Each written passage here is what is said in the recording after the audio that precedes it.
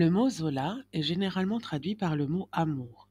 L'amour désigne un sentiment positif et agréable que l'on éprouve envers une personne et qui nous pousse à la tendresse, à la gentillesse et même à l'attachement. Cette notion existe aussi dans le mot Zola et c'est celle qui est retenue aujourd'hui, mais à la base, le Kikongo décrivait des énergies.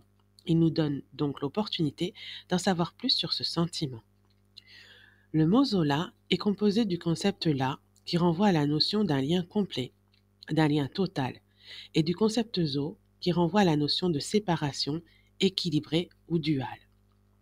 En d'autres termes, Zola correspond à la conscience d'être totalement relié à une personne alors qu'on en est totalement séparé, voire opposé.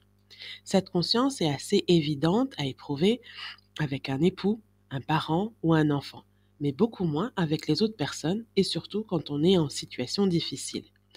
En effet, le Zola n'est pas une intensité d'émotion, mais plutôt la connaissance exacte de la nature de la relation qui se joue entre nous et l'autre. Pour vivre le Zola, on doit oublier les circonstances et les émotions qui s'y rajoutent et se concentrer sur l'opportunité de reconnexion. Et cela passe par l'acceptation.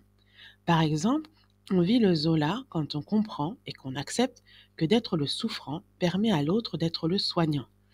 On vit le Zola quand on comprend et qu'on accepte que d'être l'ignorant permet à l'autre d'être le savant.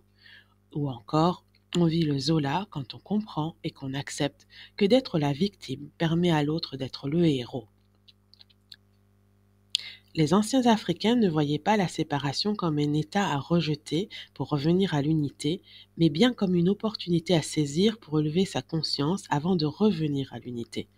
C'est ainsi que les anciens Africains ne jugeaient pas les actes, et encore moins les personnes qui les commettaient, parce qu'ils savaient que plus le sentiment de séparation est grand, plus l'opportunité d'élévation l'est aussi.